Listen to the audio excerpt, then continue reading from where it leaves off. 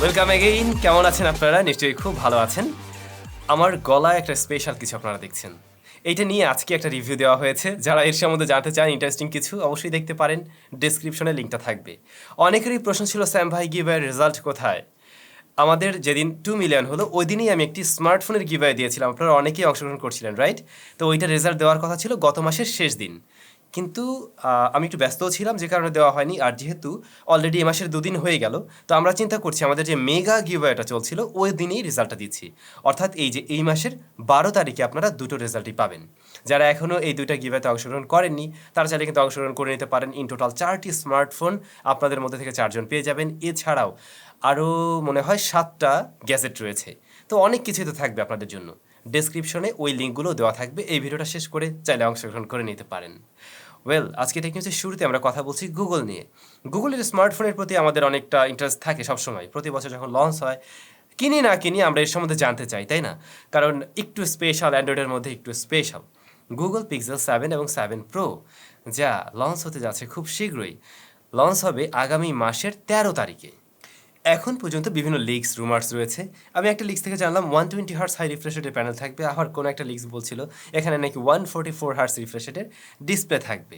Processor হিসাবে অবশ্যই ট্যান্সরের chip থাকছে, গুগলের নিজস্ব কাস্টমাইজড চিপ। আর এর ক্যামেরা সেকশনে আমি একটা লিক্স থেকে জানতে পেরেছি এখানে থাকবে 64 মেগাপিক্সেলের মেইন শুটার, তারপরে 50 মেগাপিক্সেল আরও একটি শুটার, আরও একটি 12 মেগাপিক্সেলের শুটার। ফ্রন্ট ফেসিং ক্যামেরায়ও 12 মেগাপিক্সেলের শুটার। আর অবশ্যই অ্যান্ড্রয়েড 13 দিয়ে আসবে, এটা 100% শিওর থাকতে পারেন। যাই হোক, আর তো অল্প কয়েকদিন আসলে নিশ্চয়ই আমরা এর সম্বন্ধে ইন ডিটেলসেই জানতে পারবো। ওপো রেনো 8Z 5G স্মার্টফোনটি গিগবেঞ্চ সার্টিফিকেশন সাইটে লিস্টিং হয়েছে এবং অলরেডি গিগবেঞ্চ স্কোরও আপনাদের সামনেই রয়েছে। স্মার্টফোনটিতে কোয়ালকম স্ন্যাপড্রাগন 695 এসওসি রয়েছে। 695 অলরেডি আমরা বেশ কিছু স্মার্টফোনে বাংলাদেশে অফিসিয়ালও পেয়েছি। এই স্মার্টফোনে 8GB র্যাম থাকবে এবং অ্যান্ড্রয়েড 12 দিয়ে আসছে। এর বাইরে এখন পর্যন্ত আমরা তেমন কিছুই জানতে পারিনি। ভাই ব্রাদার বাংলাদেশে ঘটা করে টেলিটক 5G চালু করছিল, আপনারা জানেন, টেস্টিং পারপাস, এবং আমি নিজেও টেস্ট করতে গিয়েছিলাম দুইবার। এবং আমরা দেখছিলাম হ্যাঁ আসলেই 5G কাজ করছে, ভালো স্পিড সব কিছুই পেয়েছিলাম। তবে বাংলাদেশের টেলিটকের এই যে 5G নেটওয়ার্ক টেস্টিং, এটা স্থগিত করা হয়েছে মূলত বৈদেশিক অর্থ ব্যয় রোধের জন্যই। এবং মাননীয় প্রধানমন্ত্রী বলছেন যাতে 4G নেটওয়ার্ক কানেক্টিভিটি ঠিকঠাকভাবে দেওয়া হয় নিরবিচ্ছিন্নভাবে। আগে এইটা ঠিকভাবে দেওয়া হোক, দেন 5G নিয়ে আসা যাবে। এবং সত্যি বলতে আমি এটার সাথে 100% একমত, এবং আমার মনে হয় আপনারাও একমত। আপনারা জানেন গ্রামীণ ফোনও 5G টেস্টিং চালাচ্ছে। 5G হ্যাঁ আসবে, কিন্তু তার আগে আমাকে 4G মানে 100% দিতে হবে, দেন আমি 5Gতে যাই। 5Gর যে খুব বড় রকমের প্রয়োজনীয়তা আমাদের এখনই আছে এমন তো আমার মনে হয় না। আস্তে ধীরে আসলেও সমস্যা নেই, অ্যাটলিস্ট 4Gটা আগে আমরা পাই। না না না না, নাথিংয়ের নিউজ তো এভরিডে থাকেই। এখন পর্যন্ত আপনারা ফুল রিভিউ পাননি। গতকাল না পরশুদিন দেখলাম এক ভাই আমাকে কমেন্ট করছেন যে নাথিং ফোন নিয়ে আপনি আনবক্সিংয়ের ভিডিও দিলেন কিন্তু ফুল রিভিউর ভিডিও দিলেন না। দিবেন কিভাবে? এই ফোন তো আপনাকে গিফট করছে, এখন তো ফোনটা নিয়ে আপনি আর মানে খারাপ বলতে পারবেন না। এই জন্য নাকি আমি এর ফুল রিভিউ দিচ্ছি না। একটা স্মার্টফোন লঞ্চ হওয়ার পরে দামটা তো অ্যাটলিস্ট লাগবে না? দাম জানার পরে আমরা ভালো মন্দ বলতে পারবো। নাথিং ফোনের দাম যদি বাংলাদেশে 25,000 টাকা হইতো বা 35,000 40,000 টাকা হইতো, দেন এটা ডেফিনেটলি এরকম বাজেট থেকে অনেকের চাহিদায় থাকতো, অনেকের কাছেই ভালো লাগতো। তো দাম না জেনে আমরা কখনোই ফুল রিভিউ দিতে পারবো না, যে কারণে এতদিন আমরা এর ফুল রিভিউ দিচ্ছি না। বাট অলরেডি আপনারা দাম জেনে গেছেন যে স্মার্টফোনের দাম হলো কত, 67,000 টাকা। সো এখন এটার একটা ফুল রিভিউ দেওয়া যাবে। ইউজ করছি, আপনারা অবশ্যই রিভিউ পাবেন। আচ্ছা, যা বলতে চাচ্ছিলাম অন্য কথায় চলে গেলাম। নাথিং ফোন 1-এর একটা লাইটার ভার্সন নাকি আসতে পারে। এটা গতকালকে নিউজ, যেহেতু আমরা গতকালকে মিস করছিলাম তো আজকে আপনি শুনে নিন। লাইটার ভার্সনটা নাথিং ফোন 1-এর মতো নাকি হবে না। তার রেয়ার প্যানেলটাতে আমরা এই ধরনের লাইট টাইট এলইডি ফেলইডি পাবো না। একদম নর্মাল গ্লাস ব্যাক যে ফোনগুলো দেখি ওরকম নাকি হওয়ার পসিবিলিটি আছে। সেরকম হলে কিন্তু খেলাটা জমবে না। মানে নাথিং ফোনের ব্যাপারটা থাকতেই হবে এমন যে 8GB বা পিছনে 8GB না হোক, অ্যাটলিস্ট এরকম সাদা লাইট বা এরকম কিছু থাকা উচিত ছিল আমার মনে হয়। অ্যাটলিস্ট বড় ভাইয়ের সাথে মিল রাখা উচিত ছিল। দেন ওই স্মার্টফোনের চার্জার হবে ছোটো 33 ওয়াটের, তারপরে ওয়্যারলেস চার্জিং সিস্টেম থাকবে না। দেন এইটার প্রসেসর হয়তো ছোটো হওয়ার পসিবিলিটি আছে। এখন পর্যন্ত এর বাইরে অন্য কিছু আমরা জানতে পারিনি।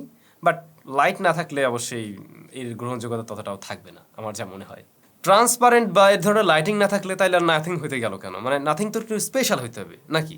নাহলে তো অ্যাজ ইউজুয়াল সব ফোনে এরকম। রিয়েলমি নিয়ে অনেক দিন কোনো আলোচনা হচ্ছে না।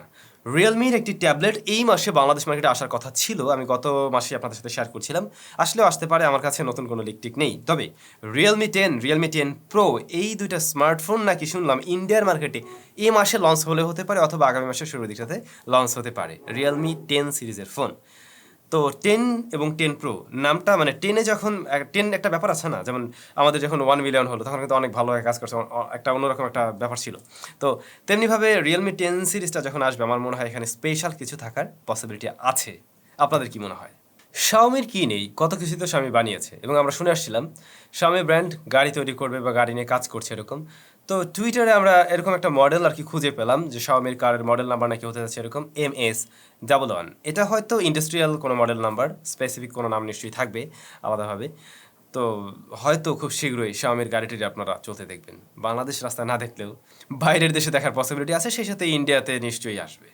আরও কয়েকটা টেক নিউজ ছিল, কিন্তু আমি একটু অসুস্থ ফিল করছি, আমি কমেন্ট সেকশনে চলে যাই তাহলে।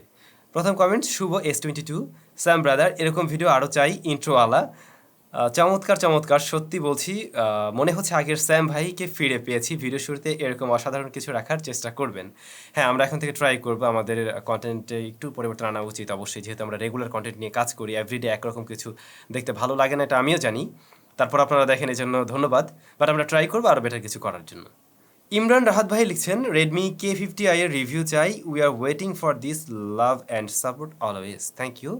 Redmi K50i এখন পর্যন্ত মনে হয় বাংলাদেশে আসেনি, আমি পেলে অবশ্যই রিভিউ দিব।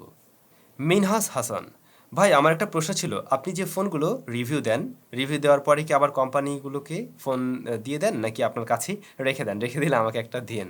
না ভাই, এই ফোনগুলো আমরা পাঠিয়ে দিই। এগুলো আসলে ইন্ডাস্ট্রিয়াল ইউনিট হয়ে থাকে অনেক সময়, তো এগুলো রাখাও যায় না, এজন্য এগুলো ফেরত চলে যায়।